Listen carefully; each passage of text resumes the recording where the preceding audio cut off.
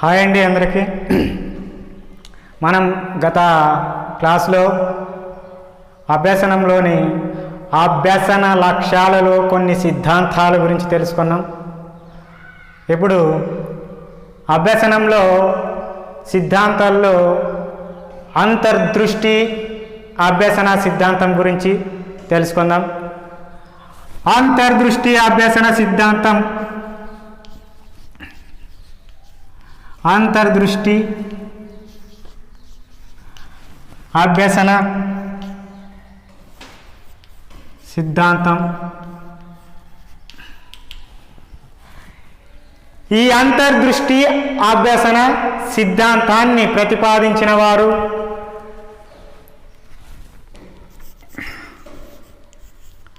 Marks, వర్దీమియర్,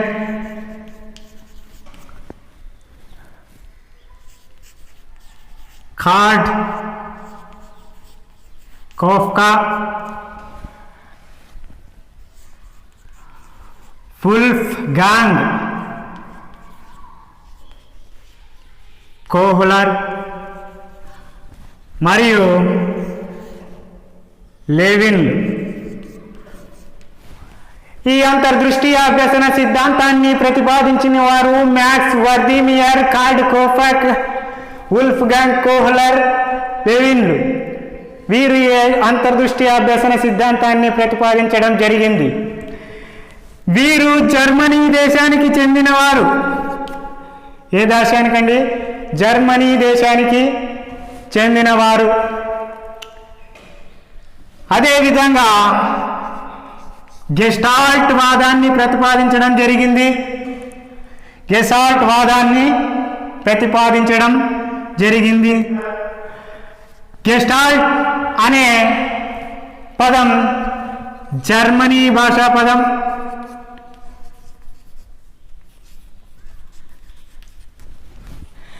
gestalt అనే పదం Germany భాషా పదం.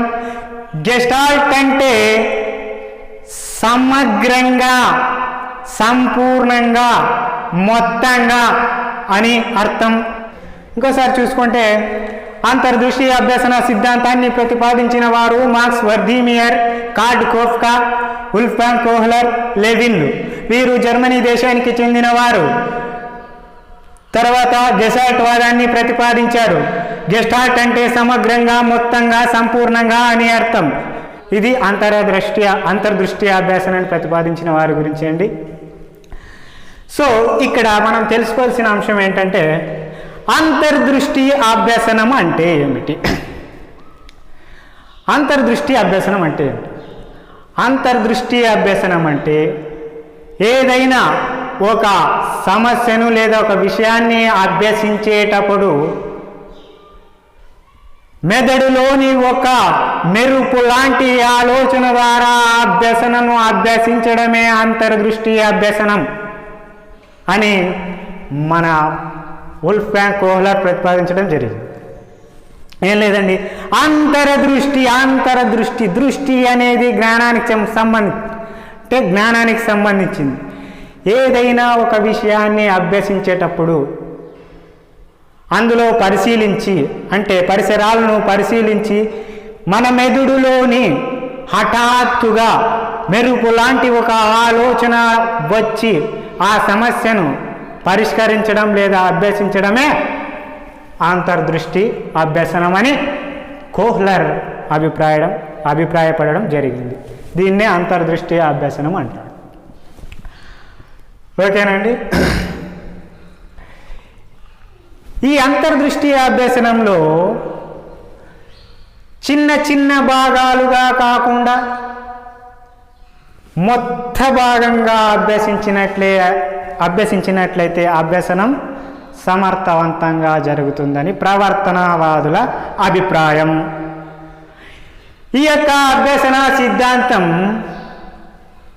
సాంప్రదాయక కార్యసాధక సిద్ధాంతానికి వ్యతిరేకంగా చెప్పొచ్చు. కార్యసాధక సిద్ధాంతంలో మనం చిన్న చిన్న భాగాలుగా చట్రంలో నేర్చుకుంటాం, చట్రం ద్వారా. కానీ ఇక్కడ సమగ్రంగా పరిశీలనలో, సమగ్రంగా పరిసరాల్లోనే సమగ్రంగా ఏకమొత్తంలో నేర్చుకుంటే అభ్యసనం అనేది సమర్థవంతంగా ఉంటుందని ఈ గెస్టాల్ట్ వాదుల అభిప్రాయం. ఓకేనా అండి? క్లియర్. ఈ గెస్టాల్ట్ వాదులు ఇంకొక భావనను కలిగి ఉన్నారండి అంతర్దృష్టి అభ్యసనం పైన. అదేంటంటే, ఒక అంశాన్ని, ఏదైతే ఒక అంశం ఉంటుందో ఒక అంశాన్ని చిన్న చిన్న భాగాలుగా కాకుండా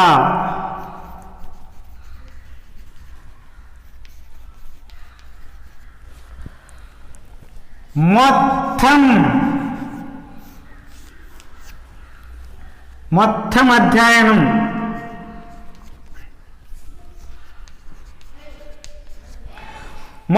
అధ్యయనాన్ని నేర్చుకుంటే, మొత్తం అధ్యయనాన్ని నేర్చుకున్నట్లయితే సమగ్ర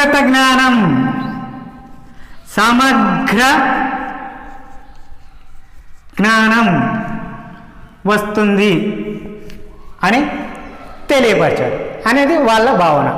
ఏం లేదండి, ఒక అంశాన్ని, ఏదైనా ఒక సబ్జెక్ట్ని, ఏదైనా ఒక పాఠాన్ని కానీ చిన్న చిన్న భాగాలుగా చేసుకొని కాకుండా మొత్తం భాగాన్ని అధ్యయనం చేసి నేర్చుకున్నట్లయితే పూర్తి జ్ఞానం లేదా సమగ్ర జ్ఞానం వస్తుందనేది గెస్టాల్ట్ వాదుల యొక్క భావన. కాబట్టి అందుకే ఈ గెస్టాల్ట్ వాదుల్ని సంజ్ఞానాత్మక వాదులు అని కూడా అంటారు. సంజ్ఞానాత్మక వాదులు అని కూడా అంటారు. కాబట్టి అంతర్దృష్టి అభ్యసనం ఏం చెప్తుందంటే, సమగ్రంగా నేర్చుకుంటేనే విద్య అనేది సమగ్ర జ్ఞానంగా సంభవిస్తుంది అని ఈ అంతర్దృష్టి అభ్యసనం మనకు తెలియపరుస్తుంది. నెక్స్ట్, ఈ అంతర్దృష్టి అభ్యసనాన్ని ప్రయోగం ద్వారా ప్రతిపాదించిన వారు వుల్ఫ్గాంగ్ కోహ్లర్. ఎవరండి? వుల్ఫ్గాంగ్ కోహ్లర్. ఆల్రెడీ మనకు తెలుసు వుల్ఫ్గాంగ్ కోహ్లర్. ఈయన జర్మనీ దేశానికి చెందినవారు. ఈయన గెస్టాల్ట్ వాదు. కాబట్టి ఈయన చింపాంజీ పైన ఒక ప్రయోగం చేశారు. ఆయన గురించి తెలుసుకుందాం మనం. కోహ్లర్ ఈయన అంతర్దృష్టి అభ్యసనాన్ని ఒక ప్రయోగం ద్వారా మనకు నిరూపించడం జరిగింది. ఈయన జర్మనీ దేశానికి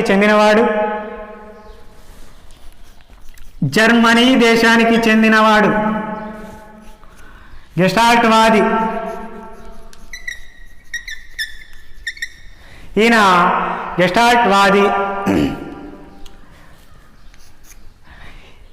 ఈయన ప్రయోగం చేసిన జీవి లేదా జంతువు చింపాంజీ.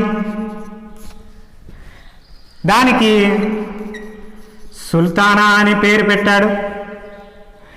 ఈ చింపాంజీ టెనరిఫ్ దీవుల్లో నుంచి తీసుకురావడం జరిగింది.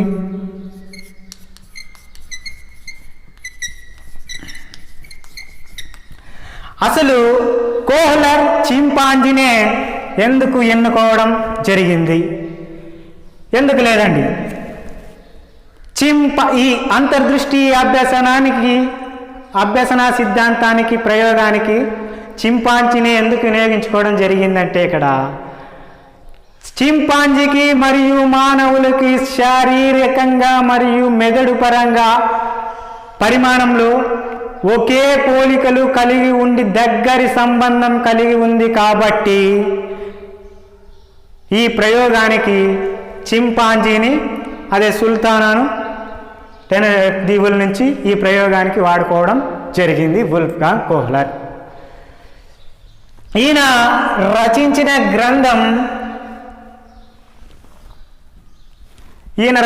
గ్రంథం వచ్చేసి ది మెంటాలిటీ ఆఫ్ ఏప్స్ అంటే చింపాంజీల యొక్క ప్రవర్తన, ఆలోచన ప్రవర్తన అని. ద మెంటాలిటీ ఆఫ్ ఏప్స్ అనే గ్రంథాన్ని రచించిన వారు ఈ దేశానికి చెందినవారు. Question, the mentality of apes ఎవరు రచించారు? వుల్ఫ్గాంగ్ కోహ్లర్. ఈయన ఏ దేశానికి చెందినవారు? జర్మనీ దేశానికి చెందినవారు. చింపాంజీని అంటే సుల్తానాని ఎందుకు వినియోగించాడు? మానవునికి చింపాంజీలకు మధ్య శారీరకంగా, మెదడు పరిమాణం పరంగా ఒకే పోలిక ఉండడం వల్ల దగ్గరి సంబంధం కలిగి ఉందని చింపాంజీని ఈ అంతర్దృష్టి అభ్యసన సిద్ధాంతానికి ప్రయోగంలో వాడుకోవడం జరిగింది. ఈయన అంతర్దృష్టి అభ్యసన సిద్ధాంతం గురించి ఏం చెప్తున్నాడంటే, యత్న దోష పద్ధతిలో పరిష్కరించిన దానికంటే ఆ విషయాన్ని ఏదైతే యత్నదోష అభ్యసన సిద్ధాంతంలో ఒక విషయాన్ని ప్రయత్నాలు చేసుకుంటూ దోషాల సంఖ్య తగ్గించుకుంటూ అక్కడ అభ్యసిస్తాం. కానీ ఇక్కడ ఒక అభ్యసనాన్ని అభ్యసించాలి అంటే దానిని అంటే ఆ సమస్యను, ఆ విషయాన్ని అర్థం చేసుకొని పరిష్కరించే పద్ధతి మంచిది అని కోహ్లర్ అభిప్రాయం. ఏం లేదండి, యత్న దోష అభ్యసన సిద్ధాంతం నేర్చుకునే దానికన్నా ఒక సమస్యను అర్థం చేసుకొని పరిష్కరించే పద్ధతే మంచిది అని అభిప్రాయపడింది కోహ్లర్. సమస్యను అర్థం చేసుకొని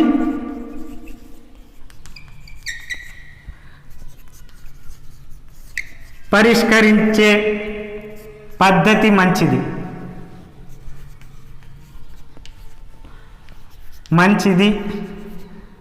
భావన అనే భావన కలిగించింది కోహ్లర్. చూడండి, ఇంకొకసారి చూద్దాం. అంతర్దృష్టి అభ్యసన సిద్ధాంతాన్ని ప్రయోగం ద్వారా మనకు ప్రతిపాదించిన వ్యక్తి జర్మనీ దేశానికి చెందిన వుల్ఫ్గాంగ్ కోహ్లర్. ఈయన గెస్టాల్ట్ వాది. ఈయన టెనరిఫ్ దీవుల్లోని ఒక చింపాంజీ, ఆ చింపాంజీకి సుల్తానా అని పేరు పెట్టడం జరిగింది. ఆ జీవిని అంటే చింపాంజీని, సుల్తాన్ను మనకి అంతర్దృష్టి అభ్యసన ప్రయోగానికి వినియోగించడం జరిగింది. ఆ చింపాంజీని ఎందుకు వినియోగించారంటే మనుషులకు మరియు చింపాంజీలకి శారీరక పరంగా, మెదడు పరిమాణ పరంగా ఒకే పోలికలు ఉండడం వల్ల సత్సంబాలు కలిగి ఉంటాయనే ఉద్దేశంతో ఈ ప్రయోగానికి చింపాంజీని వాడడం జరిగింది.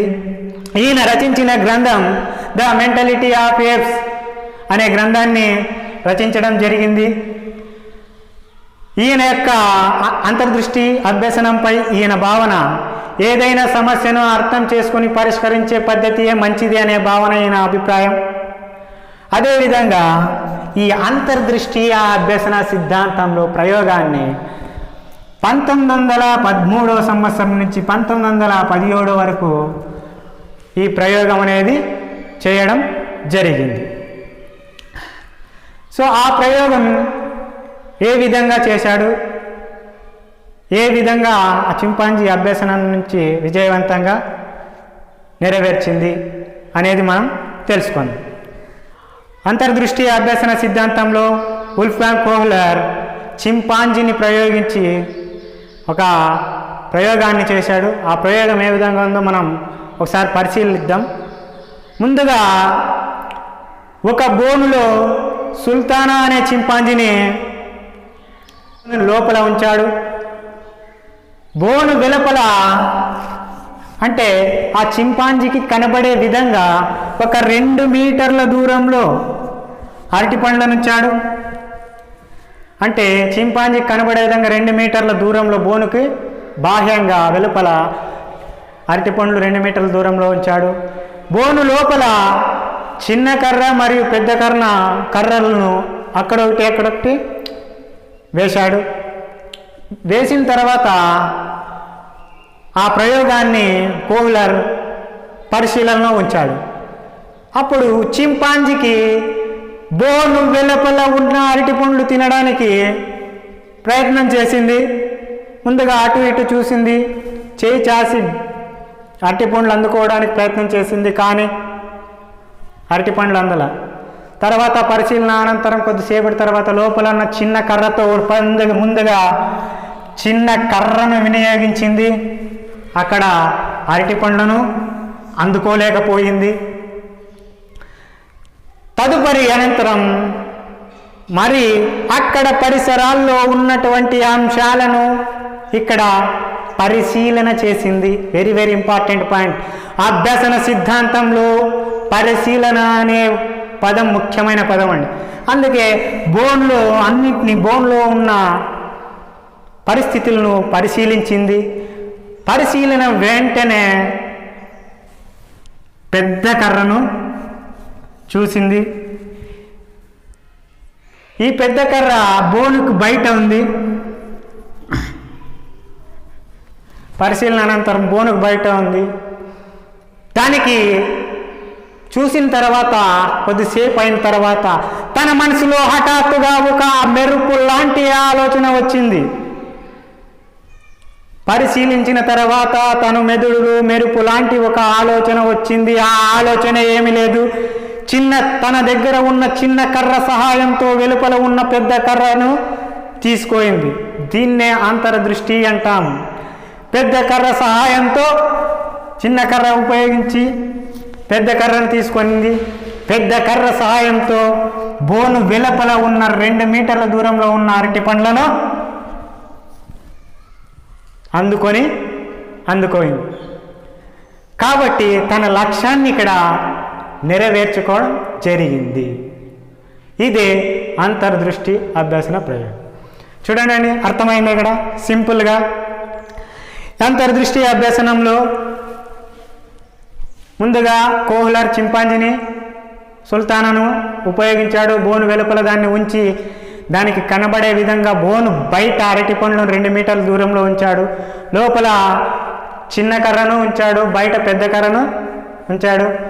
చిన్న కర్ర సాయంతో అంటే అరటి పండ్ల కోసం చింపాంజీ చిన్న కర్ర సాయంతో అందుకోలేకపోయింది. కొద్దిసేపటి తర్వాత పరిశీలన చేసింది అక్కడ ఉండే పరిస్థితులను. పరిశీలన అనంతరం తన మెదడులో ఒక మెరుపు లాంటి ఆలోచన వచ్చింది. చిన్న కర్ర సహాయంతో పెద్ద కర్రను అందుకుంది. పెద్ద కర్ర ద్వారా తన అనుకున్న లక్ష్యం ఏదైతే ఉందో అరటి పండ్లను అందుకొని తన లక్ష్యాన్ని పూర్తి చేసుకుంది. అందుకే ఇక్కడ చిన్న చిన్న భాగాలు కాకుండా మొత్తం పరిశీలనతో ఇక్కడ అభ్యసనం అనేది జరిగింది. కాబట్టి ఇది అంతర్దృష్టి అభ్యసనము అని కోహ్లర్ అభిప్రాయపడడం జరిగింది. క్లియర్ అండి. కోహ్లర్ ఈ ప్రయోగంలో రెండవ దశలో చూడండి ఏ విధంగా ప్రయోగం చేశారో. చింపాంజీని బోన్లో ఉంచాడు. అదేవిధంగా ఇంతకుముందు చెప్పుకున్నట్టు బోను వెలుపల 2 మీటర్ల దూరంలో అరటి పళ్ళను ఉంచాడు. అరటి పండ్లు ఉంచిన తర్వాత ఇక్కడ బోను లోపల 2 కర్రలను ఉంచాడు, అక్కడొకటి అక్కడొకటి. కానీ ఇక్కడ చింపాంజీకి 2 మీటర్ల దూరంలో బోను బయట ఉన్న 2 మీటర్ల దూరంలో ఉన్న అరటి పండ్లు తినాలనిపించింది. వాటిని అందుకునే ప్రయత్నం చేసింది. ముందుగా ఒక కర్రను వినియోగించింది, కానీ అరటి పండ్లు అందలేదు. మరి ఒకదాని తర్వాత విడివిడిగా 2 కర్రలను వినియోగించింది. ఇక్కడ విడివిడిగా కర్రలను వినియోగించింది, అయినా ఫలితం లేకపోయింది. తను ఏమి చేయలేని స్థితిలో ఆలోచించుకుంటూ పరిశీలన చేసుకుంటుంది. ఈ ఆలోచిస్తూ ఈ ఆలోచన సమయంలో మెరుపు లాంటి ఆలోచన కలిగింది. మెరుపు లాంటి వెరీ వెరీ ముఖ్యమైనదండి. మెరుపు లాంటి ఆలోచన కలిగింది. ఆ మెరుపు లాంటి ఆలోచన ద్వారా 2 కర్ర ముక్కలను ఒకదానికొకటి అతికిచ్చేసింది. ఒకదాంట్లో ఒకటి దూరించి పెద్ద కర్రగా తయారు చేసింది. పెద్ద కర్రను తయారు చేసి తన అనుకున్న లక్ష్యాన్ని అంటే ఆహారాన్ని అందుకొని తన లక్ష్యాన్ని నెరవేర్చుకోయింది. ఇది ఈ విధంగా ఉంటుందని మన కోహ్లర్ ఈ రెండవ దశ ప్రయోగంలో అభిప్రాయపడడం జరిగిందండి. చూడండి, ఇక్కడ రెండవ దశ ప్రయోగంలో కోహ్లర్ ఒక చింపాంజీని బోను లోపల ఉంచి బోను వెలుపల అరటి పండ్లను ఉంచాడు. బోను లోపల 2 కర్రలను విడివిడిగా ఉంచాడు. చింపాంజీకి ఆకలైనప్పుడు అరటి పండ్లు అందుకోవాలనే ప్రయత్నం చేసింది. ఆ బోను లోపల ఉండే ఒక్కొక్క కర్ర సహాయంతో విడివిడిగా కర్రలను వినియోగించి అరటి పండ్లు అందుకునే ప్రయత్నం చేసింది. కానీ అక్కడ ఫలితం శూన్యం. కానీ ఆలోచించుకుంటూ ఉండే స్థితిలో, తనకి దిక్కతోచని స్థితిలో ఒక మెరుపు లాంటి ఆలోచన కలిగింది. ఆ మెరుపు లాంటి ఆలోచన ఏమీ లేదు, 2 కర్రలను జాయింట్గా చేసి ఆ పెద్ద కర్ర సహాయంతో అరటి పండ్లను అందుకొని తన లక్ష్యాన్ని నెరవేర్చుకుందని ఈ రెండవ ప్రయోగం ద్వారా మనకు కోహ్లర్ వివరించడం జరిగింది. ఇదేంటి, క్లియర్? ఓకేనండి. అంతర్దృష్టి అభ్యసనంలో మన కోహ్లర్ 3వ దశ ప్రయోగం ఏ విధంగా ఉంటుందో వివరించడం జరిగిందండి. దాని గురించి చూడండి. ఒక చింపాంజీని సుల్తానాను ఒక బోన్లో ఉంచడం జరిగింది. బోన్ లోపల ఉంచి ఆ చింపాంజీకి అరటి పండ్లను అందకుండా బోన్ పై భాగాన్న వేలాడదీయడం జరిగింది.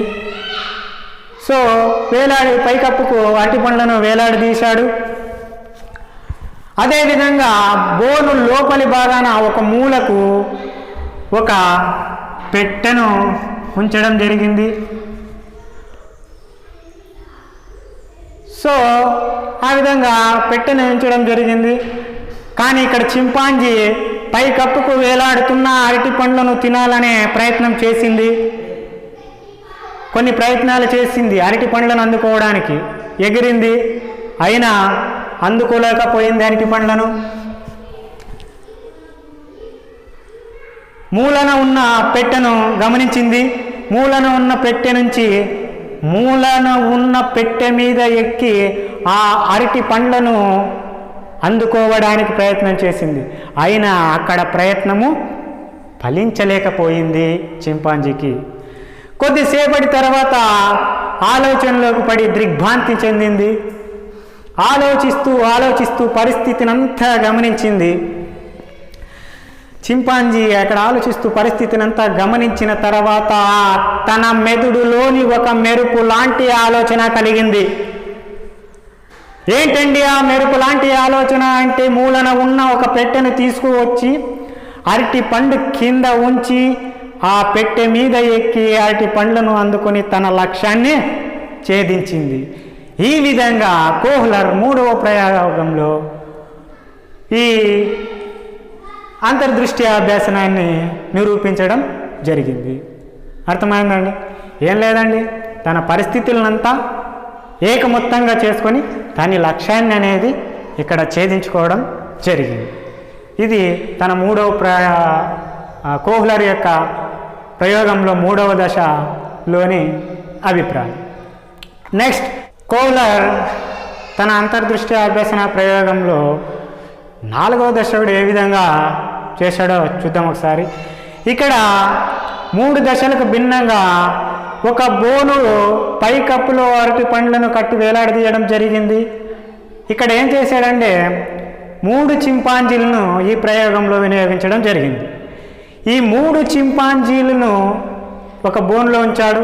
అదేవిధంగా ఇక్కడ కర్రలు వినియోగించకుండా పెట్టెలను అంటే పెట్టెలను 3 మూలాలన ఉంచడం జరిగింది. ఇక్కడ చింపాంజీలు అరటి పండ్లు అందుకోవడానికి ప్రయత్నాలు చేశాయి, వ్యక్తిగతంగా అందుకున్నాయి. కానీ అరటి పండ్లు పోయినాయి ఆ 3. కొద్దిసేపటి తర్వాత ఆలోచిస్తూ కూర్చున్నాయి. ఈ ఆలోచిస్తూ కూర్చున్న సమయంలో హఠాత్తుగా ఒక మెరుపు లాంటి ఆలోచన వాటి మెదుళ్ళలో కలగడం వల్ల డబ్బాలన్నీ వినియోగించి ఒక డబ్బా మీద ఒక డబ్బా ఉంచి 3 డబ్బాలు ఉంచి ఆ డబ్బాలను ఒక చింపాంజీ మరియు ఆ డబ్బాలను 2 చింపాంజీలు పట్టుకోవడం ద్వారా ఇంకొక చింపాంజీ ఆ డబ్బాలని వెక్కి అరటి పండ్లను ఇక్కడ అందుకోవడం జరిగింది. ఈ విధంగా అరటి పండ్లు అందుకొని తన లక్ష్యాన్ని నెరవేర్చుకున్నాయని 4వ దశలో కోహ్లర్ అభిప్రాయపడడం జరిగింది. ఇది ఏకమొత్తంగా ఆలోచించి తన లక్ష్యాన్ని ఈ అంతర్దృష్టి అభ్యసనంలో నేర్చుకుంటాయనేది కోహ్లర్ భావన.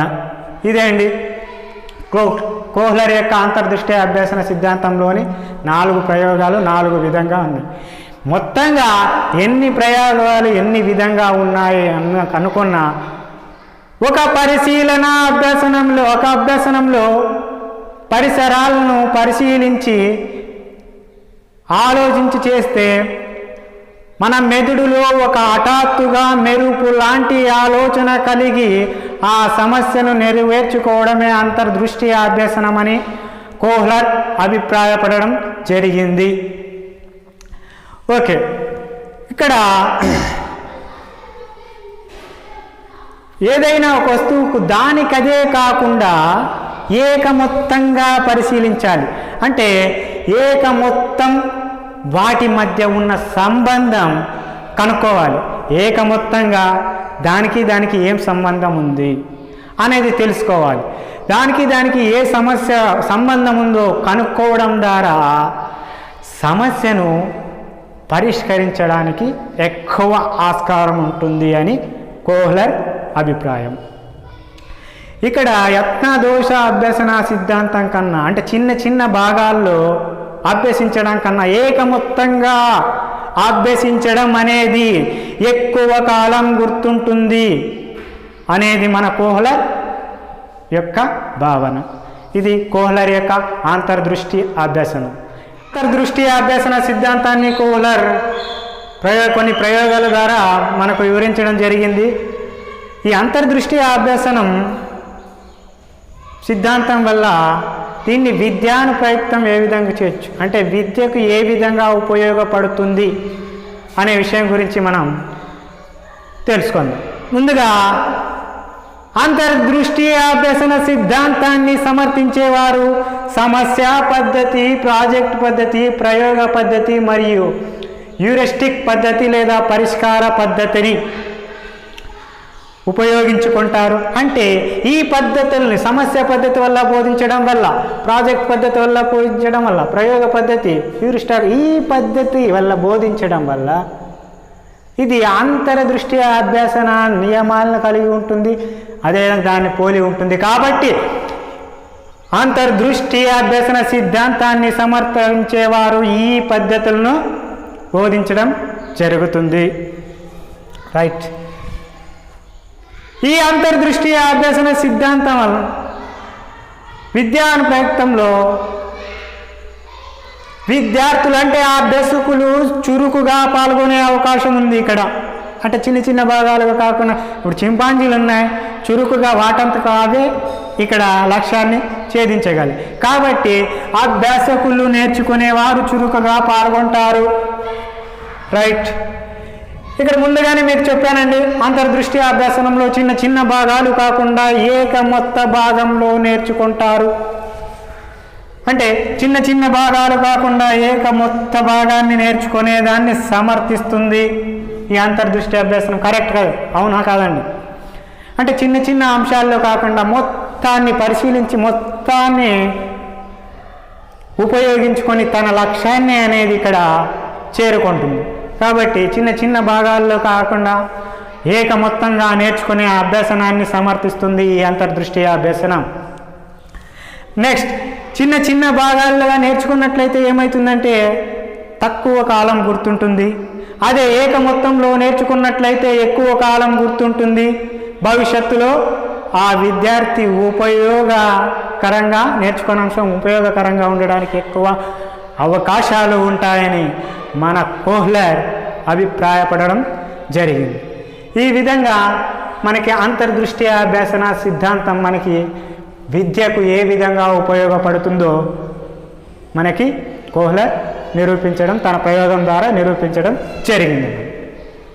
ఇదేంటి అంతర్దృష్టి అభ్యసనం, సిద్ధాంతం, ప్రయోగాలు, ప్రవర్తనవాదులు ఎవరు, గెస్టాల్ట్ వాదం అంటే ఏంటి అనేది మనం నేర్చుకోవడం జరిగింది.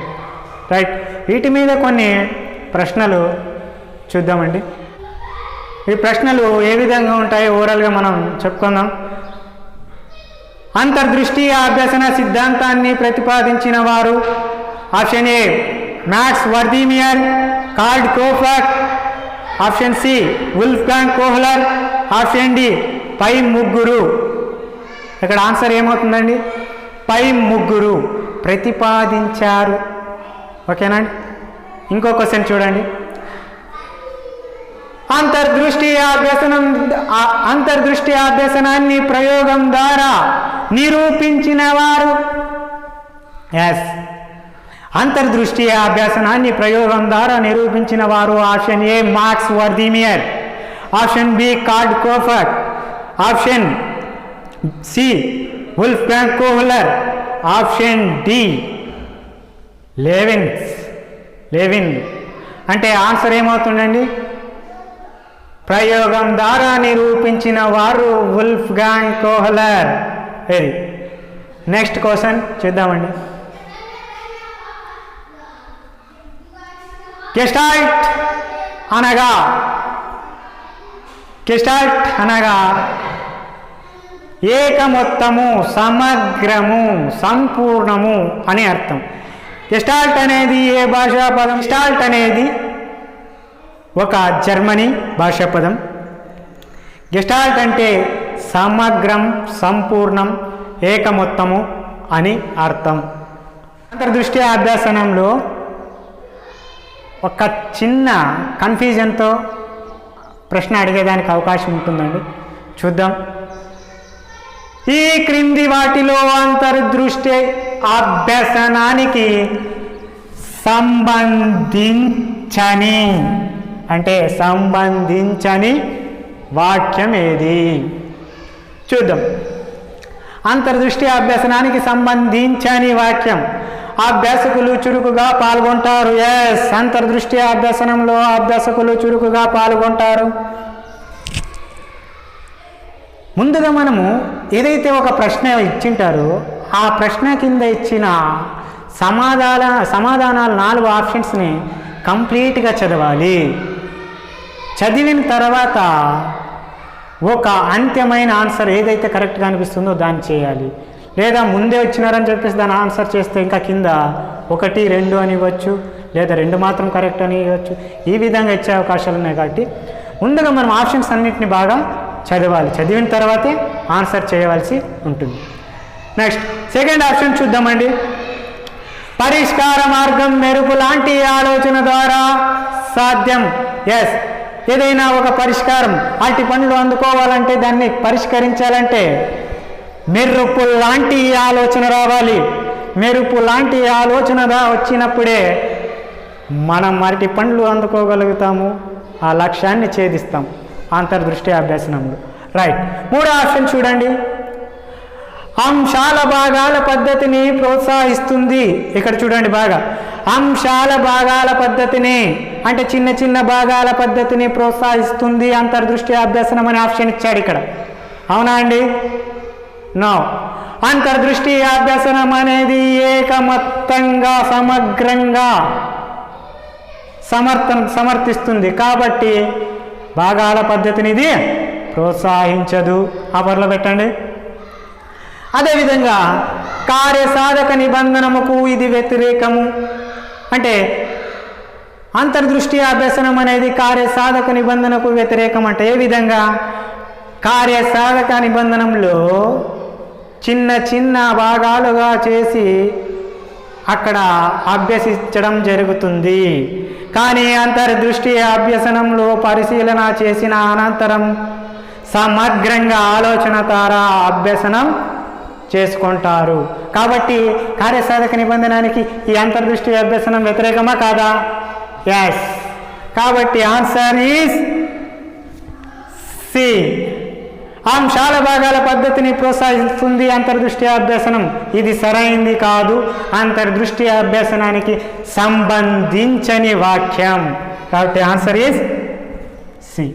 ఈ విధంగా మనకి ప్రశ్నలు ఇచ్చి మన జ్ఞానాన్ని పరిశీలించేదానికి, మనకి టైం వేస్ట్ చేసేదానికి ఇలాంటి ప్రశ్నలు ఇస్తూ ఉంటారు. కాబట్టి కంటెంట్ ఎప్పుడైతే సంపూర్ణంగా విశ్లేషణతో మనం వింటామో, విశ్లేషణతో కూడిన విషయాన్ని మనం నేర్చుకుంటామో, ఎలాంటి ప్రశ్నలు ఏ విధంగా ఇచ్చినా మన చేతి నుండి బిట్టు జారిపోకుండా ఉంటుంది. కాబట్టి జాగ్రత్తగా మీరు చదువుకోవాలని నేను ఆశిస్తున్నాను. Thank you.